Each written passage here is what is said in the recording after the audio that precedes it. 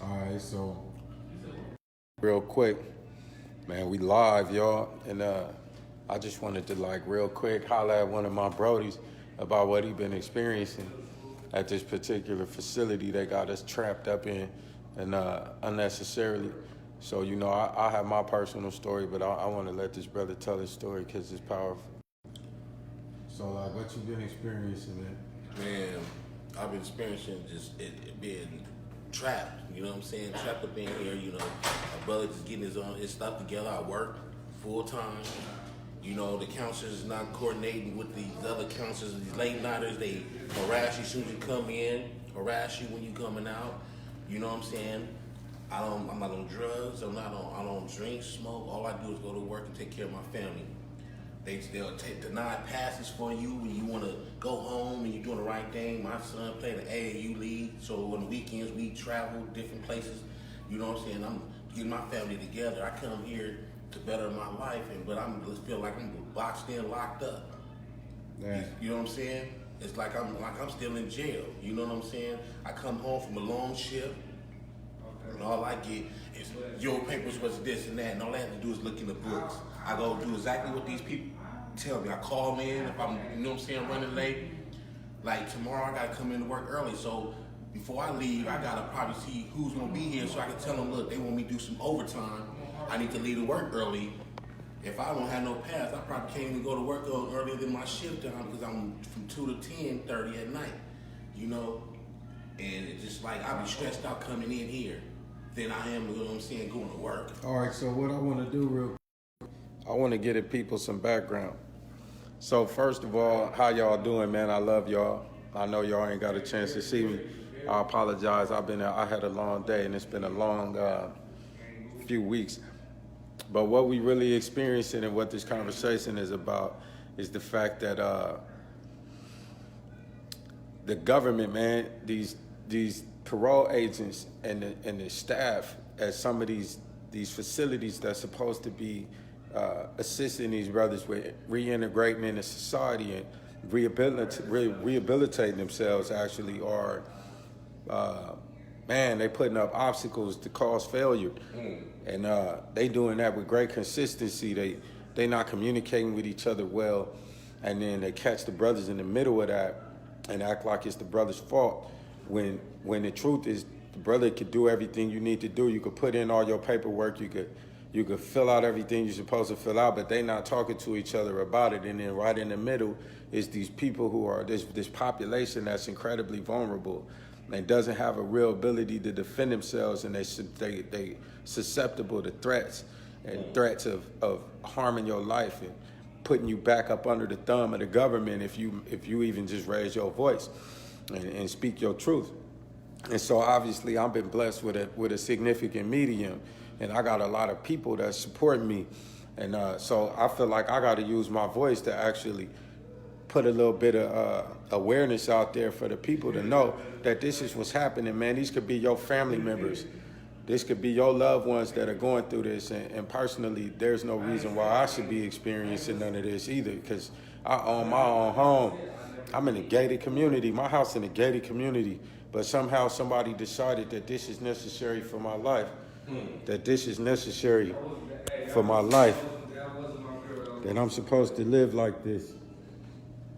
I've been released from prison. I did a life sentence. And somebody somewhere decided that it was necessary for me to live my life like this. You know that scene where the prisoners are drinking That beer on gate, the rooftop with the cages. cages. That's what it felt Somebody like. decided The only thing that this was necessary. Morgan Freeman's voice narrating over the top. And This for is 20 necessary minutes, for Bill my Burr life. felt like a free man. And I'm gonna tell Right. you guys some solos. Somewhere we've had a failure to communicate, that brothers would be needing to be in these types of circumstances. And so I'm not the only one experiencing that. I own my home. I own my business. I have employees. I make my bills. I pay my bills. I got a family. I got a wife and a family that actually supports me. I'm not missing no meals. I'm not missing no taxes. I'm current. I was current on my taxes while I was in the pen. I was paying taxes in the pen, and that money that I was paying taxes with was being used to employ people who are abusing their positions, and they are not handling their business, and that's the truth. And the reason why I'm here is because somebody didn't handle their business with some paperwork, and little old me get caught up in the middle. But the mistake they making, right, is when I feel threatened, I fight back. I fight back with these, and I fight back with this. So we're going to start here, and we're going to stay there figuratively and literally. I fight back. And so I'm highly supported in. And so since I feel threatened, that if I don't do A, B, C, and D, even though I've done A, B, C, and D and I can prove it, then what I do is I bring it to the people and let the people judge these people, and we can put some noise on it. Because I got a phone full of journalists. I got a phone full of CDCR headquarters, and these people evidently are confused about who they're dealing with, because I'm the king of hug life. And so I'm not facing this experience with no malice in my heart or no anger. It's really disappointing, because in order to parole from prison, I had to be the 100 king. I had to go to every group they had. I had to train them service dogs and do it with an honest heart for wounded warriors and children with autism. I had to do what I was supposed to do. And in response to that, I got out. So I was the 100 king to get out of prison. But once I hit the street, I started seeing a whole lot of 45s and 50-50s, man. And people ain't keeping it 100. And so I felt like I got threatened today by somebody that was in a position of authority. And that person, I feel like, was threatening my freedom, and was threatening my freedom specifically because I'm succeeding. Not because I'm failing, but because I'm succeeding. I'm peeing clean. I've been home for 31 days, 30 days today, really. I've been home for 31 days. And we got a video out with 500,000 views on that thing the first 2 weeks I was home. I already signed my distribution deal. I already got a place, an office space in a town where I didn't have no support. My girl Beyonce say, when you get lemons, you make lemonade. I bought a lemonade factory. I built a lemonade factory in a place where I didn't have no family, nothing. And I brought my whole team to me and put them somewhere beautiful. And in response to that, I got met with hate from people that were supposed to actually be supporting me into my greatness and pushing me toward my rehabilitative success. I got met with hate because they ain't doing that well. 31 days free after 26 years in prison, and I'm doing better than people who worked all their lives. But the reason they ain't doing as well don't got nothing to do with my gifts and talents and theirs. It has something to do with their own personal misery and being insufficient as human beings. See, success is a blessing, y'all. Success is a blessing. I try to tell this is what you see me have conflicts for. Because when the haters came to me asking me for assistance, what they wanted was me to be on some Suge Knight, high-powered, nigga, I did it and it happened like this. But what I told them was success is a blessing from God. And the way that you get your success is by treating people well and do what you're supposed to do. And then the blessings will come. And when the blessings come, you give them out. You be a transmitter of blessings. And that's how you succeed. But that ain't what they wanted to hear. So that's where my conflicts came from. But that's a whole different conversation. What I'm experiencing right now is that people don't necessarily want me to succeed. And so I'm going to smile through it because I'm happy, man. I'm so happy that they could just stab me in the stomach and I'll smile at them and ask them, please, would you stop doing that, and make sure that I'm defended properly. But I'm not about to stop smiling and being joyful, because this is a joyful moment in my life, period. And I'm going to do that in the face of anything. So what I want to say is that I felt threatened. I feel threatened by these parole officers who evidently got a problem with me for existing. I pee clean. I have my own residence that I'm on lease for, and I wrote a check for $5,000 to move up in that thing. I wrote that. I did that by the grace of God, and as a blessing from God. That's what happened, and I can prove it.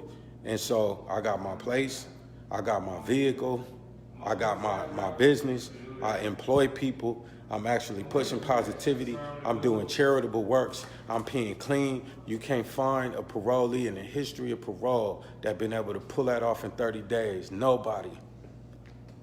No one.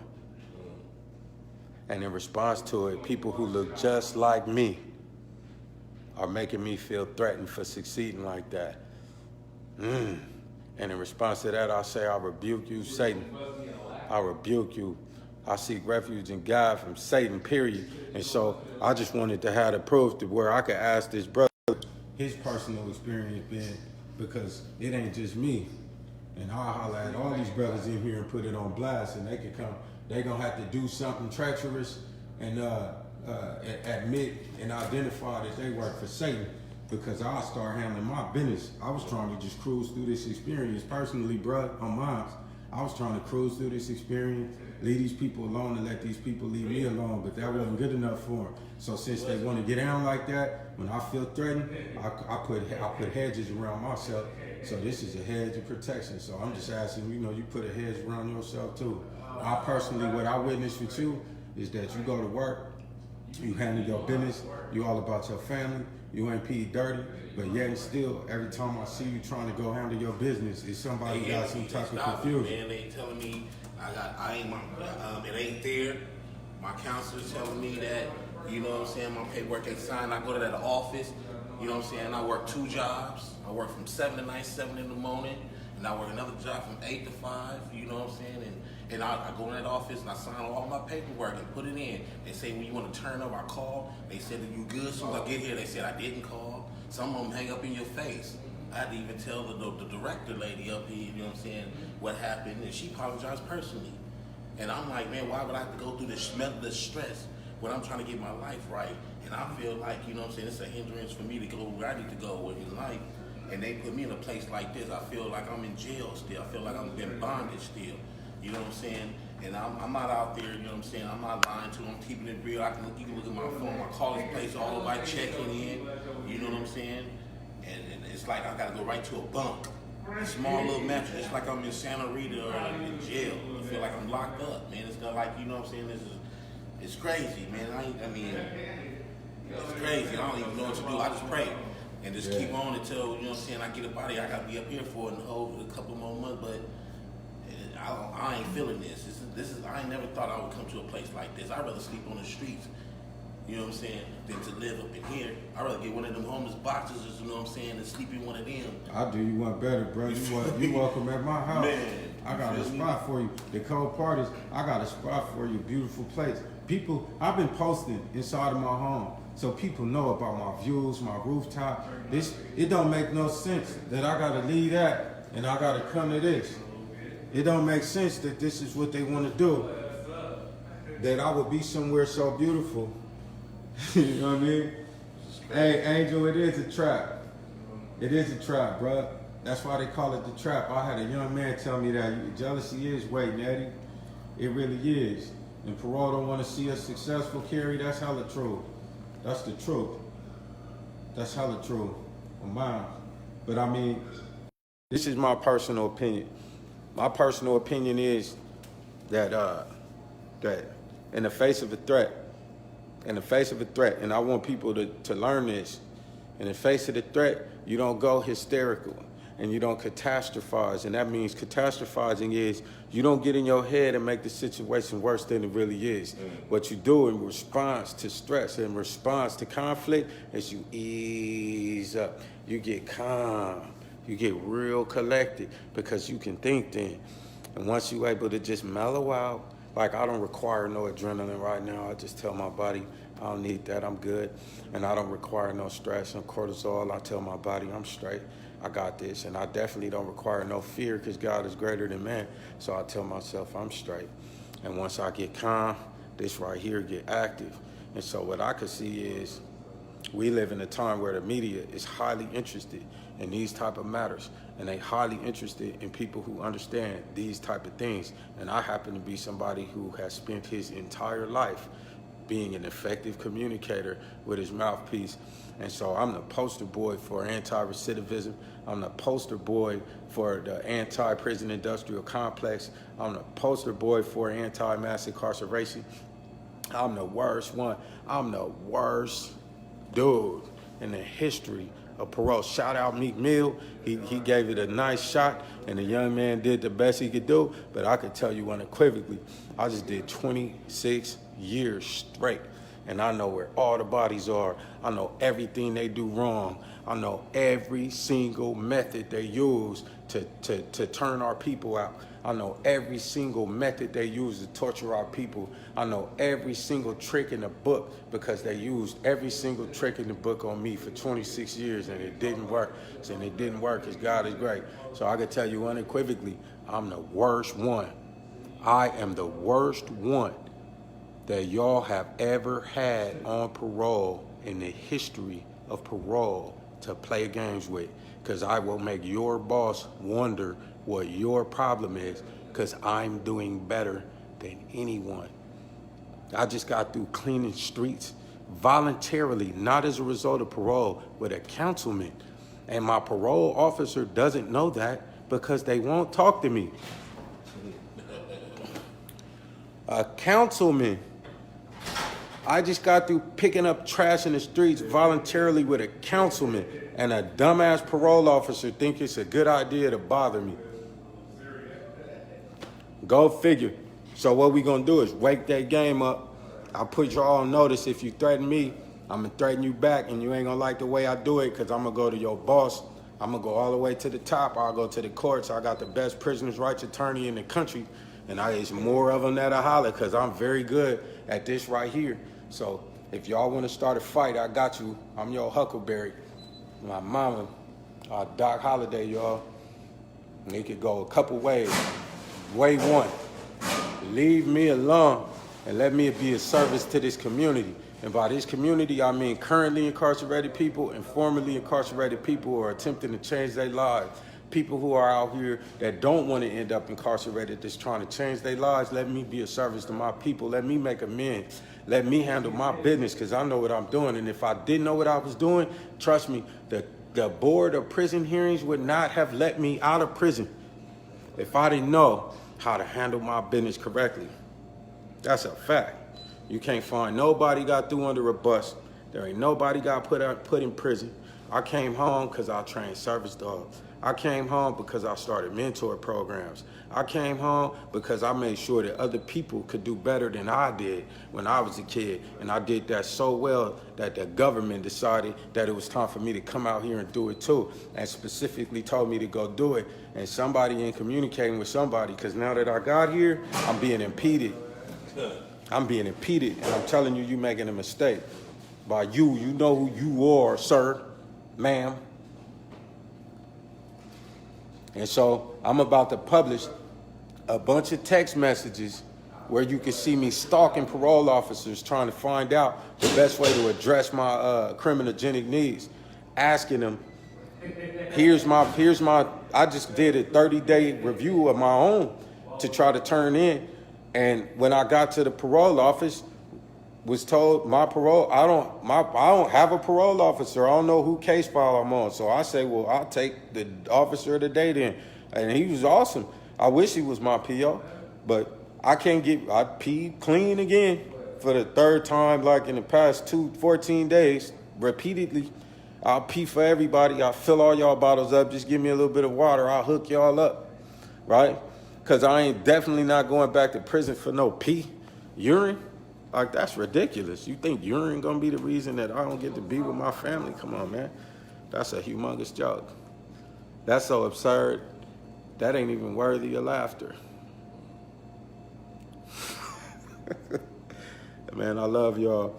Yo, I love you, Sunshine. You good people, man. I'm trying to stay safe, Michael, but the problem is that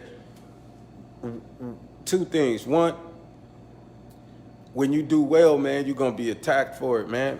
They going to attack you. I ain't no Martin Luther King, but they knocked him down because he was just doing what he was supposed to do for his people. You know, Rodney, you know, I'm serious, man. Robert Kennedy started speaking up. They gunned him down for that. You know what I mean? And, man, Malcolm X changed his life, became Malik Al-Haj Malik Shabazz, gunned him down for that. You know what I mean? And, we already know what J. Edgar Hoover and Richard Nixon did with COINTELPRO. We already know that they identified that this right here is the greatest threat to America. So in terms of me feeling like there's a circumstance where I'm going to be assisted by these people, man, I ain't feeling like that's going to be the truth. And it's unfortunate that people look like me have joined this machine, and now they operating on behalf of that machine when they should be operating on behalf of their own people. Everybody else, all the other cultures do it, man. And I mean by your people, I mean your ethnicity. And by your ethnicity, I mean your culture. And my culture is hip-hop. My culture is hip-hop. My race is human. And my nationality is earthling. So my people is my people are formerly incarcerated persons. My people are the earthlings, the humans. My ethnicity is hip-hop. And if you love hip-hop culture, then you my people. Straight up. And so I'm gonna keep pushing. And I got a cold album on them. Y'all think California Dreaming was a joke. I threw that out there to say hi. I was just saying hi. That ain't even on the album, literally. That ain't even on the album. I'm tripping on my record, and I'm tripping on this specific monster that is trying to harm my people in this country, period. All of us. You're a college student, can't get a job, and you got student loans. Yeah, you one of us too. And they showed you, right? And you ain't no better than nobody else. When you got all that education, can't get a job, and now you got bills you can't pay. Straight up, it ain't just us. It ain't just no color no more. They letting us see it. If you still think that's what this is, you confused, man. This is about poverty. This is about haves and have-nots. This is about the powerful and the not powerful. This ain't got nothing to do with no race, and it never did. And the sooner y'all can let that go, the stronger we can be. The faster we gonna be able to start fighting some of this stuff, man, straight up. And that's how I feel, my mama. So all due respect to the California Department of Corrections and Rehabilitation. Y'all know exactly who I am because I fought while I was there. Y'all know I'm gonna fight. Y'all know I'm gonna fight. You know I'm gonna fight the right way. And I feel like some of y'all agree with the fight. I think Jerry Brown is a huge proponent of prison reform because I was there when he made the changes, and the changes he made it better where I was. He created processes for you to be able to appeal things that have been done to you and attacks that these people would make on us. And then made sure that there was accountability when you addressed your concerns, that there was a way to lock in that you had done so they couldn't act like they didn't receive a complaint that your food was molded for 2 or 3 weeks, or that that's what they was doing before they put the R on it. CDC, California Departments of Corrections, and those people who've been around so long that they resist the R that has been added. They don't want to rehabilitate nothing because it's counterintuitive to their existence. They built an economy based on crime and punishment, and now the government and our leaders are calling for crime and rehabilitation. We are the only developed nation left that still does crime and punishment. Everywhere else in the world, Germany beats America. Germany has a better crime and rehabilitation program than we do. That don't make no damn sense. The people that thought it was perfectly logical to try to kill all the Jews somehow have done so well that they have a better rehabilitative program system than the United States of America. What? So, the only way we're going to be able to pull this off is if we do it together, man. And that's who came home. I didn't get out of prison so I could come and rap about being a good rapper, or rap about being able to rap fast, or rap about being able to sip some syrup, or rap about how much marijuana I could smoke, or rap about how much alcohol I could drink, or rap about how many cars I got, or rap about how tight or baggy I wear my pants. That ain't what's going on, y'all. That ain't what this is. It's about to get crunchy. I'm gonna keep my head up, Mike Wallace. What's happening, Harold? Alexander, I see you, man. Michael Yusko. Yeah, let's fix the hoods on my mama. I'm with it. Nick Perez, I see you. I love y'all, man. Nathan Sappy, what's up, bro? You know I love you, bro. Straight up, man. We not playing. I've been trying to wait, man. I've been trying to wait so I could give it to y'all the right way, but it seemed like this the way to do it. I'm very, very comfortable with the bottom. I came from the gutter. I came from the projects, man. I lived in almost every project you could think of. Trentwood, the Village in Waco, Happy Hill in Alabama, in Pritchard, in the CV Circle, New Harvesa, South Sac, I'm in G Parkway. I've been in Florida Meadows. I lived in East Parkway. I lived everywhere you could possibly live. Nedrick Court on 24th Street. I've been everywhere you could think of because my mama was a Rolling Stone. Now, I could tell you I'm very comfortable with the bottom. I'm so comfortable I was willing to tolerate this right here in order to just go ahead and cruise through this circumstance. But I think that some of this pressure I've been experiencing because that ain't what God wanted.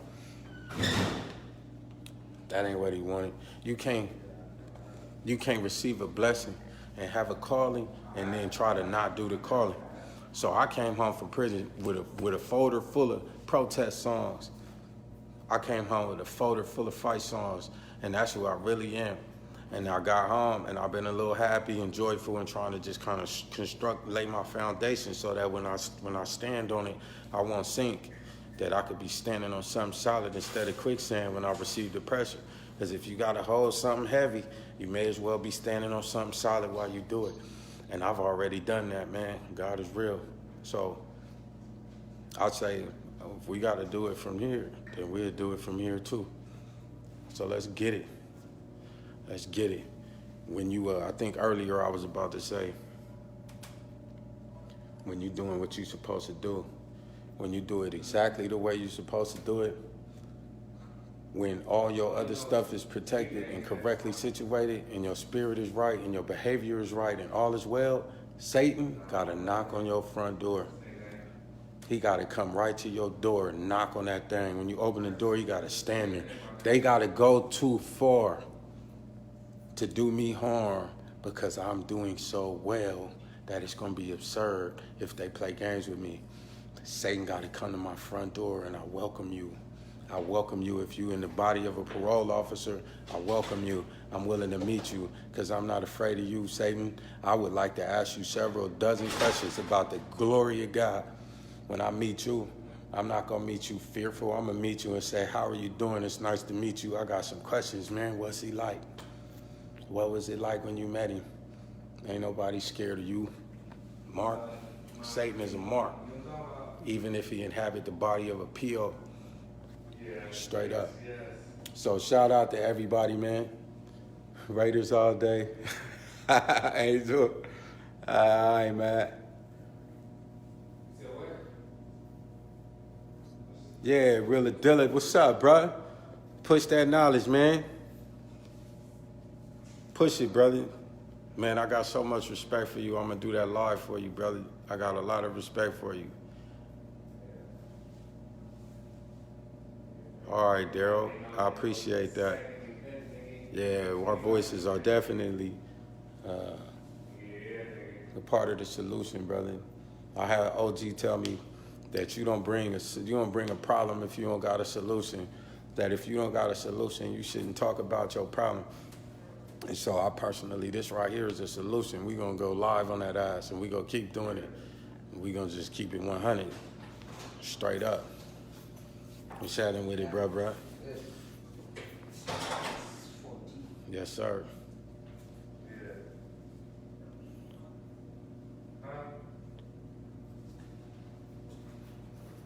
I will go back and read the comments. I'll give you my word. I love y'all. I always read what y'all write. I don't always have time to respond. And you can see here and there, you see my footprint. That's really me. I don't have nobody else do it. That's why sometimes it takes so long, because I want to do it myself. I wrote y'all back when I was in the pen. Some of y'all really got letters. And so I will go back. I always read them, always. And it's some of the best stuff I get all day. I be having people trying to get me, like, pulling me in different directions, asking me for different things. Some of it ain't appropriate all the time. And what I'll do is just say, okay, let me just get a breath and then take a breather real quick. Let me get charged up. Like, who out there is happy too? And I'll go look at the comments, and that's where it'll be at. It'll be y'all, man.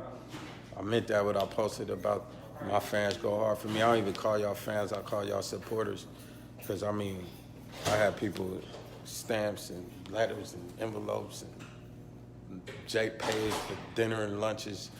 Y'all took care of me for years. Books, I don't know how many times y'all don't know the kind of hassle I used to go through to go pick up them damn books, man. Y'all used to send me so many books. I used to have to go over there 2-3 times a day to know what the hell I was going for. I used to be like, man, what the hell is this? It'd be a phenomenal book somebody just decided I needed to read, man. And I appreciated that the whole time. And for that reason, man, I try to be honest with y'all. I try to make sure that I communicate. And so this is a fantastic way to do it. I was trying to wait until we were in better, consistently better circumstances. But that ain't what the game wanted for us. So here we are, man. Michael, I'll try to figure out, Yusko, how you could be a serviceman. And I'll let you know. I think for now, the best thing we could do is just share the message and just make people aware. I think the more views we could get on this post, the better it'd be for me to be able to demonstrate what I'm going through. So I think that's the best thing we could do is share the post and just put it out there and hope that that'd be enough to make it to where if somebody go too far and Satan decide to knock on my door in the body of a PO, that I can have some type of footprint where there's an awareness of what I've been going through with these people. Because what I perceive it to be is that it can't be nothing but success that you would be. There's nothing to be angry at me for if you a PO. If you're a parole officer and you really want people to do well, you should put a poster of me on your wall. Been out of prison for 31 days and I have my own place. I own my own home in a gated community. I have my vehicles, I have my own bank accounts, I own my own business, and my business is set up and fully functioning. And 500,000 views on a music video that we wasn't even trying on. It was just to say hello. Hello, it's Honore, I'm doing fine, how are you? I was just saying hi. What happens when we drop the real one? So, I don't know. Feeding people. I'm doing charity, I won't show y'all because it's not appropriate. Because it ain't right. I'm doing stuff I won't even show y'all because it ain't right. And it's like, damn. Damn, man. What the hell? So that's why I feel good, though. So y'all know, I feel good. I love you too, Angel.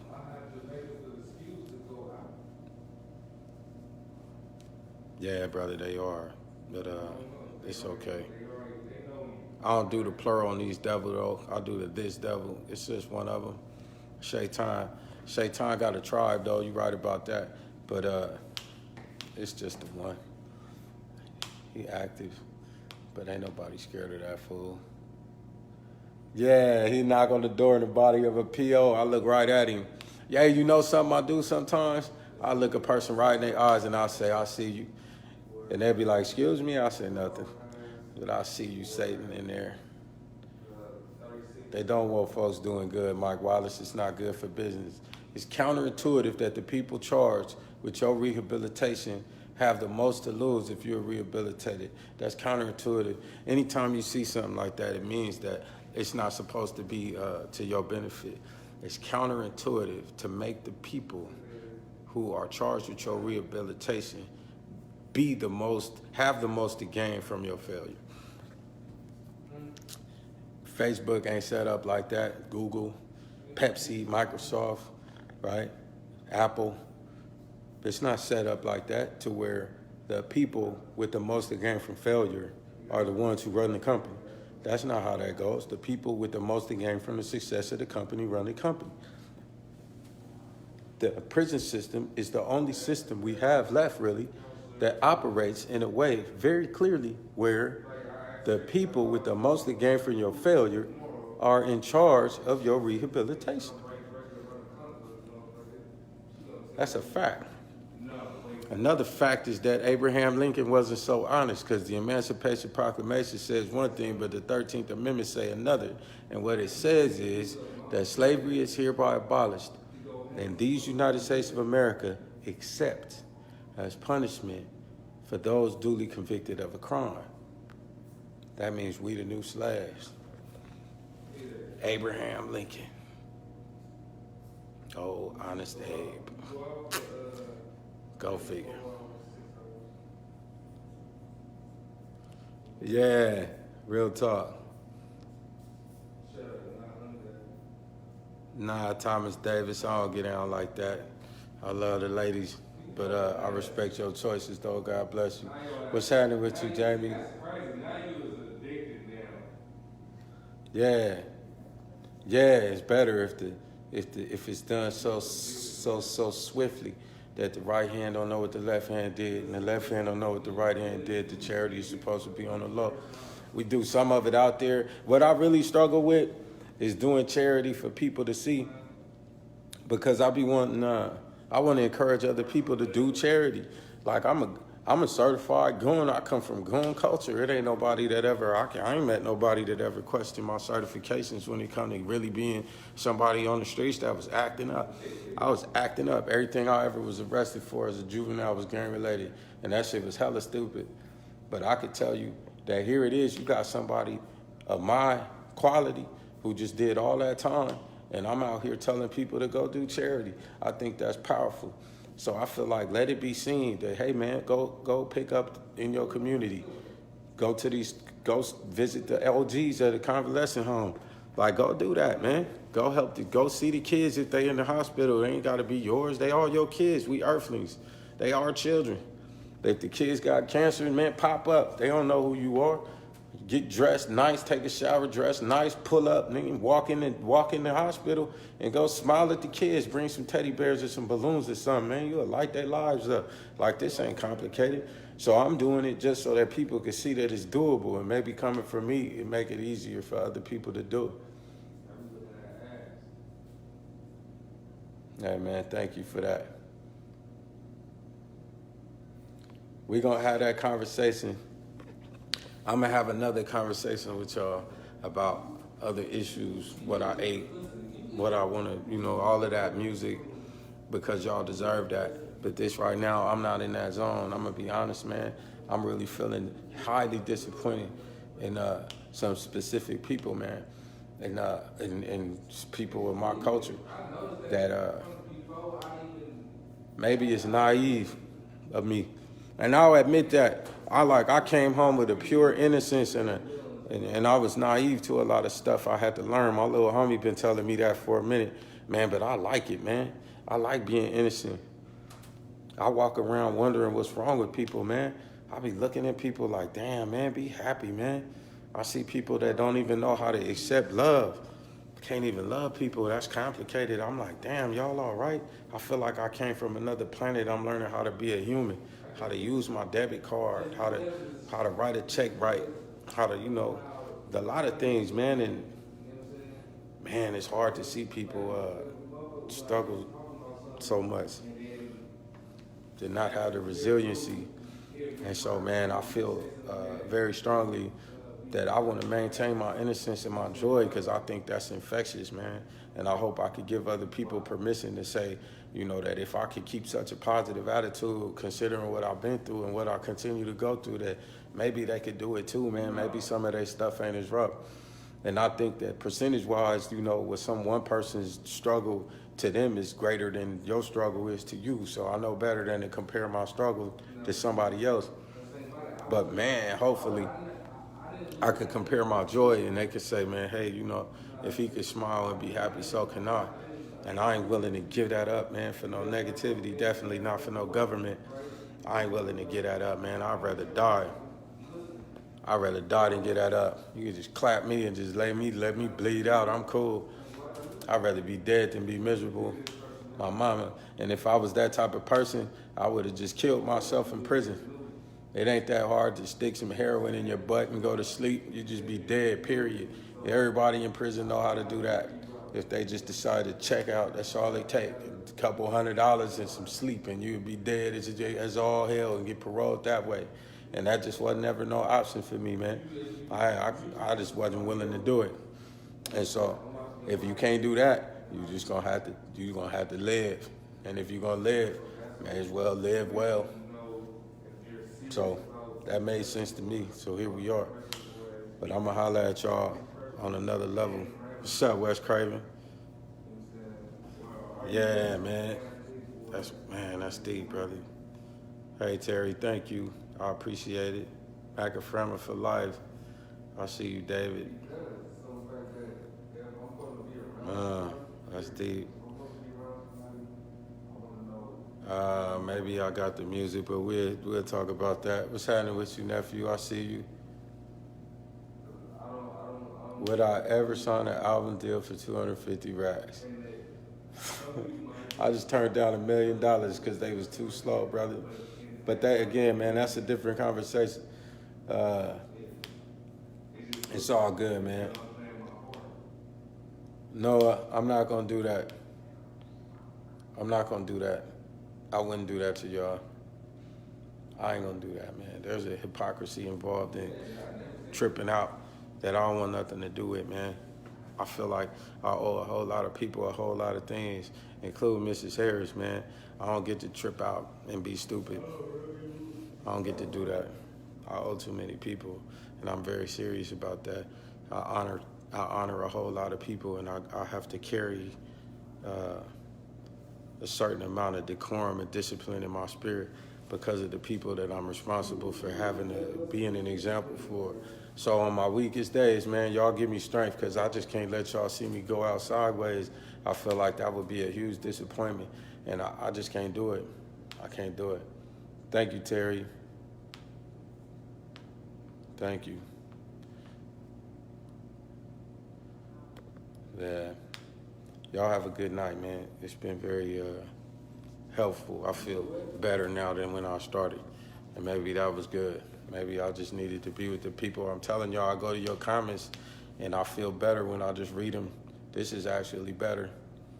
So maybe we could do these more often, and I can answer your questions. I'll be in a better spirit for that. Thank you for praying for me, Nathan. I really need it. Nah, bruh. I don't think I'm going to be doing, I don't know what a Jesus rap is or a God rap. If you listen to like Nefarious Verses on Unforgiven 2.5, or if you listen to Assisted Suicide or Acid Rain, I think that might be the closest I could get to something like that. Like, did Tupac do God raps? You know what I mean? Was Blasphemy a God rap? Was Black Jesus a God rap? Did Scarface do God rap? If you listen to Untouchable or The Fix, some of the best songs I ever heard in my life were highly spiritual and introspective. So I don't know if I would call that God raps, but I could tell you music for me is a form of, it's a safe haven. It's a form of therapy. And so I don't really like to mix, too deep my recreation with my occupation. And so sometimes I just like to get in a song and have a ball, man, and let some of this stuff go, and I just start chopping. And so I'm just going to be spazzing out in some songs. I'm not going to spaz out with no gang, none of that garbage. I'm good on that. And my mama, it's 24th Street till the day I drop. And I'm from the Gardens. I'm from Meadowview Road and 24th Street till I drop. That's the truth. But Billy Crystal get to represent the Bronx, and don't nobody got a problem with that. I know maybe he ain't never hurt nobody, but I feel like they sure do allow certain aspects of our culture to be proud of where they from. But if you a minority and you proud of where you from, they call you a gang member. And so I'm from 24th Street and Meadowview Road. I'm proud of it. It's good people over there. TK Way, Kim Ave, Kim Worthy, Babette. I've been over there my whole life. I lived on Amherst. That's where I'm from the Gardens, period. My family, my aunts, been over there my whole life. I've been in the South Side my whole life. I ain't about to start. Barack Obama used to rep his part of Chicago. You know what I mean? He repped it. He's still repping right now. You can find him talking somewhere. I bet you he tell you all about Chicago, how he feel about his area. And that's how I feel. So I rep for the Gardens, and there's kids out there who heard me say gang banging was the bomb and go hurt people and this GBC and all that. So now they can hear me tell you that I'm proud of my community. And then the antidote, antonym of that particular psychology is positive psychology and pride of where I'm from. So I'm gonna rep that, and that's gonna be in my music. In Sacramento stand up, that's gonna be in my music, period. But am I about to espouse my particular political views and my introspection and what my spirituality is? If that's how I feel when I get on the beat and that's what come out, that's what's gonna come out. But I guarantee you it's gonna be salved out. Guarantee you it's gonna be gassed. Watch. You don't even know. Did like 5 songs tonight. I had a fantastic facility, only to come back to this garbage, and feel like I was being threatened for being successful. Man, it's not nice. It's not the business. Blasphemy, I love that song. Red and blue make green on my mama. So true. Misanthropy. I love that song. Yeah, from day one, the odds was against me, and day one had love for your boy, so the devil tried to tempt me. Loke up, revolt, rebel, and he said you might as well, because you already living in hell. I got something in my soul telling me, nigga, this shit ain't right. The Lord never answered, but I prayed with all my might till I was like, fuck waiting. Patience is a virtue I don't have. I remember that. I got hella patience now.